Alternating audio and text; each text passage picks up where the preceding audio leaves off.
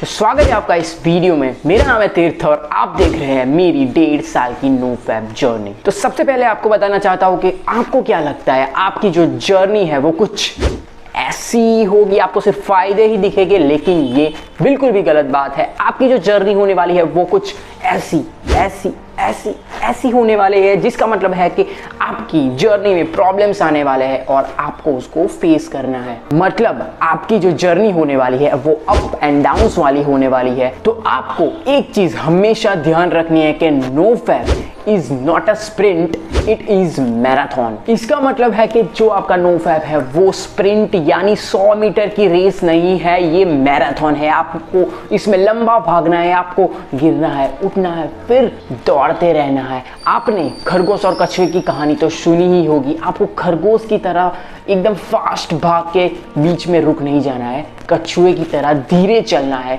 यही है NoFap journey. तो ये वीडियो बनाने के पीछे मेरा मकसद क्या है? तो 3 मकसद है। तो सबसे पहला जो कारण है वो है कि आप मेरे इम्परफेक्शन को देख सको कि सबकी नोफैप जर्नी में उतार चढ़ाव तो आते ही है।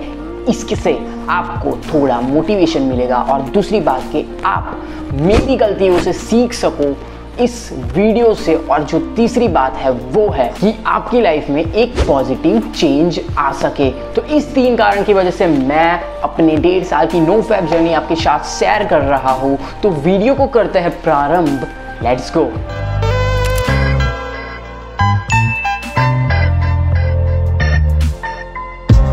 तो मेरी नोफैप जर्नी स्टार्ट होती है एक बुक पढ़ने से जिसका नाम है थिंक एंड ग्रो रिच। पर उससे पहले की बात करते हैं, उस बुक को पढ़ने से पहले हम सभी लड़कों ने एक बार तो सर्च किया ही होता है कि masturbation is good for you और not.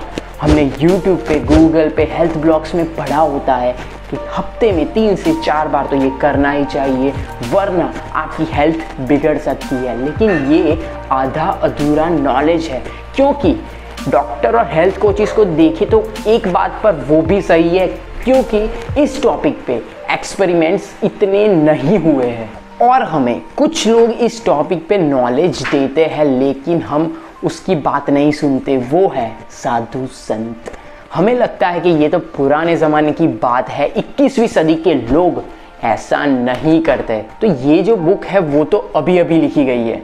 Henry Ford, Thomas Alva Edison, Graham Bell जैसे लोगों के जीवन को देखकर और उसके जीवन से कुछ प्रिंसिपल्स निकाल कर ये बुक लिखी गई है। तो जो इसमें 11वां चैप्टर था जो था सेक्स ट्रांसम्यूटेशन, वहाँ मैंने नोफैप के बारे में सबसे पहले पढ़ा। तो ये चैप्टर मुझे बहुत ही ज़्यादा इंटरेस्टेड लगा। इसकी वजह से मैंने 2 से 3 बार इस चैप्टर को पढ़ा और मुझे ये टॉपिक बहुत ही ज़्यादा इंटरेस्टेड लगा। इसकी वजह से मैंने इसके बारे में रिसर्च करना शुरू किया। और अगर आप इस टॉपिक के बारे में ज़्यादा नॉलेज लेना चाहते हैं तो आपको किसी भी मॉडर्न साइंस में ये नहीं मिलेगा, आपको जाना होगा आयुर्वेद की तरफ। और मैंने तभी से नॉलेज लेना नोफैप के बारे में शुरू किया। और अब क्या होता है कि जो हमारे पास नॉलेज है पर हमें इसको इम्प्लीमेंट करना है।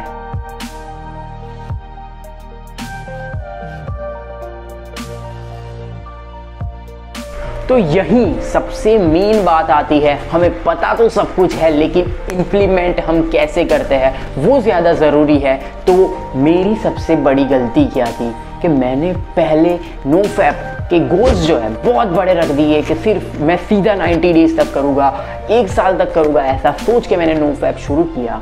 फिर रिलैप्स और प्रॉब्लम्स आती गई तो मेरा मोटिवेशन है वो लो होने लगा। तो आपको इस गलती से क्या सीखना है? आपको सीखना है कि जो गोल्स है वो छोटे रखने हैं। 2 दिन, 3 दिन, 1 हफ्ता, 10 दिन, 15 दिन के गोल्स रखने हैं और आपको नोफैप स्टार्ट करना है। बड़े गोल्स नहीं रखने, आपको रखने हैं छोटे गोल्स और धीरे धीरे चलना, उस कछुए की तरह स्टार्ट करना है। तो जब आप धीरे धीरे चलने लगोगे तब एक दिन ऐसा आएगा कि यार आपकी प्रैक्टिस इतनी हो गई होगी कि आज से मैं 90 दिन के लिए नोफैप स्टार्ट कर रहा हूँ, इतना कॉन्फिडेंस आप में आ गया होगा। तो आपको ऐसे ही धीरे धीरे चल के अपनी जर्नी को शुरू करना है। और मेरी भी जर्नी ऐसे ही शुरू हुई थी मेरे भाई। और स्टार्टिंग में अगर आपका रिलैप्स हो जाता है तो उसमें डरने की कोई ज़रूरत नहीं है, फ्रस्ट्रेट होने की कोई ज़रूरत नहीं है। इसमें जो रोल होता है वो होता है हैबिट का। आप पिछले 4-5 साल से एक ही चीज़ को करते हो पर उसको बदलने की कोशिश करते हो तो ऐसा होता ही है। तो हमको ये बात समझनी है कि we are what we repeatedly do. हम वो है जो हम हर रोज करते हैं। अगर आपकी आदतें कुछ खराब थी पहले तो आपको उसको बदलने में थोड़ा तो समय लगेगा ही, आपकी बॉडी रिस्पॉन्ड करेगी ही ऐसी सिचुएशन में, पर आपको धीरे धीरे स्टेप लेकर आगे बढ़ना है। फॉर एग्जाम्पल, किसी भी चीज़ को बिगड़ने में कोई भी एफर्ट नहीं लगता, लेकिन उसको अच्छा रखने में हमें बहुत एफर्ट लगता है। ऐसे ही हमारी आदतों को सुधारने में हमें एफर्ट्स करना पड़ेगा, लेकिन गलत आदतें ऐसे ही पड़ जाएगी, अपने आप पड़ जाएगी। फॉर एग्जाम्पल, किसी भी फ्रूट को आपको खराब करना है तो आपको कुछ नहीं करना, सिर्फ टेबल पे रख देना है, अपने आप वो फ्रूट खराब होने लगेगा।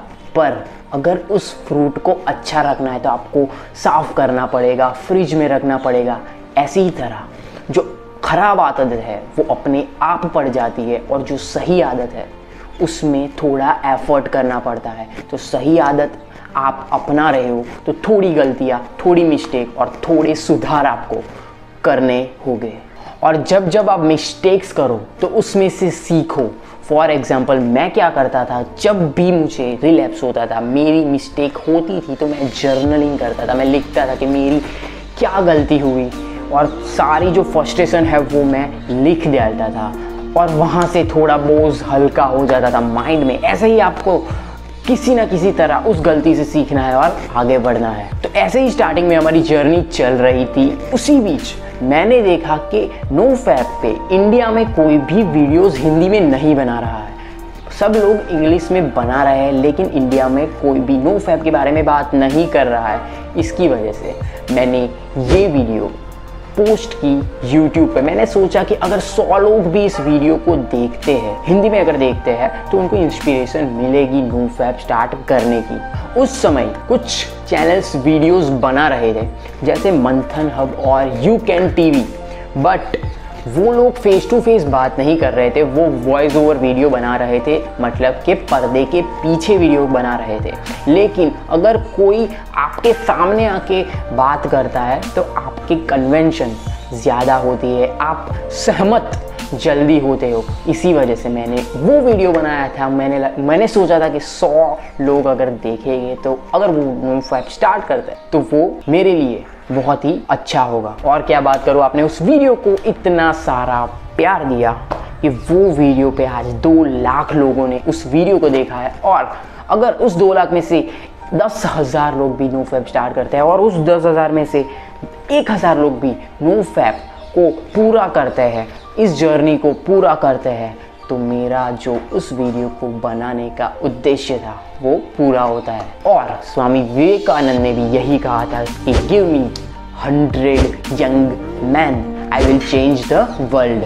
तो आपने उस वीडियो को इतना प्यार दिया और फिर मैंने नोफैप पे और भी वीडियोस बनाने स्टार्ट किए। ऐसे ही मेरे यूट्यूब पे नोफैप के बारे में बात करना शुरू किया। तो ऐसे ही मेरा 30 डेज 90 डेज ऐसे ही कुछ टॉपिक्स के वीडियोस बनाने मैंने स्टार्ट किए और आपने इतना प्यार दिया, इसके लिए बहुत ही धन्यवाद। और ऐसे ही चलते चलते हम बीच में आते हैं, आपने नोफैप स्टार्ट भी कर दिया, आपको फ़ायदे भी दिख गए, पर बीच में ऐसा पॉइंट आता है जब आपका मोटिवेशन एकदम लो होने लगता है। क्यों? क्योंकि नोफैप के दौरान नाइटफॉल, वेट ड्रीम, रिलैप्सिस और फ्लैटलाइन जैसी चीज़ें आती है, तब आपका मोटिवेशन बहुत डाउन हो जाता है। आपको लगता है कि यार मैंने क्या सोच के, क्या फ़ायदों के लिए मैंने नोफैप स्टार्ट किया था, लेकिन अभी जो मेरी बॉडी बहुत ही डाउन, मेरा मोटिवेशन बहुत ही डाउन होने लगा है, तो क्या मैं इसको छोड़ दूँ? और तो ऐसी ही सिचुएशन में कई लोग नोफैप को छोड़ देते हैं। पर अगर आपका जो पहले वाई क्लियर है कि आपने नोफैप स्टार्ट क्यों किया था, अगर वो वाई थोड़ा बड़ा है तो आप इस जर्नी को कंटिन्यू करेंगे। और अगर वो वाई छोटा होगा, छोटे मोटी चीज़ के लिए, फ़ायदों के लिए आपने नोफैप स्टार्ट किया होगा, तो आप उस जर्नी को वहाँ ही छोड़ देंगे, क्योंकि उसमें आपकी भी कोई गलती नहीं है। वो फेज़ ही ऐसा होता है जब मोटिवेशन बहुत ही डाउन होता है। अगर आपका वाई क्लियर होता है तो आप उस नो फैब जर्नी को कंटिन्यू करते हैं। तो ऐसे ही मेरी जर्नी चल रही थी। और आप अगर उस फेज़ की बात करें तो वो फेज़ बहुत ही ज़्यादा लो होता है, डीमोटिवेटिंग होता है और प्रॉब्लम्स बहुत ज़्यादा आती है। ऐसी ही मेरी जर्नी थी कुछ नो फैब की। 1.5 साल से मैं नो फैब किया है। मैंने बहुत बार मैं गिरा हूँ, लेकिन उठ के फिर से नो फैब स्टार्ट कर दिया है। आपको भी कुछ ऐसा ही करना चाहिए।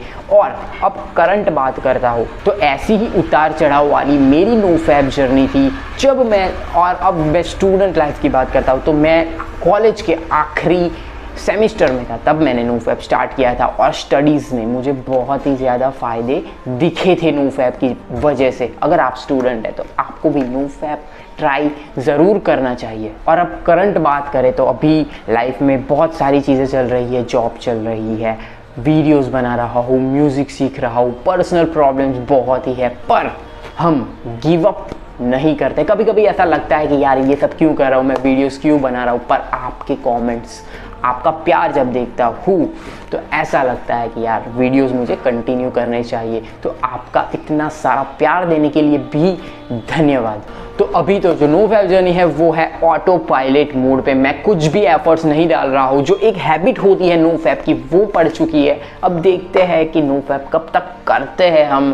पर ऐसे ही इंस्पायरिंग वीडियोस मैं आपके लिए बनाता रहूँगा, क्योंकि मेरा एम है कि कुछ और लोग भी नो फैब स्टार्ट करें। तो ये थी मेरी 1.5 साल की no fap journey. I hope कि आपने इस वीडियो से कुछ ना कुछ सीखा होगा और आपकी लाइफ में इम्प्लीमेंट करने की आप सोच रहे होगे। आई होप कि आपकी जर्नी बहुत ही अच्छी हो, एक रोलर कोस्टर राइड की तरह हो। आप एंजॉय करो इस नो फैब जर्नी को।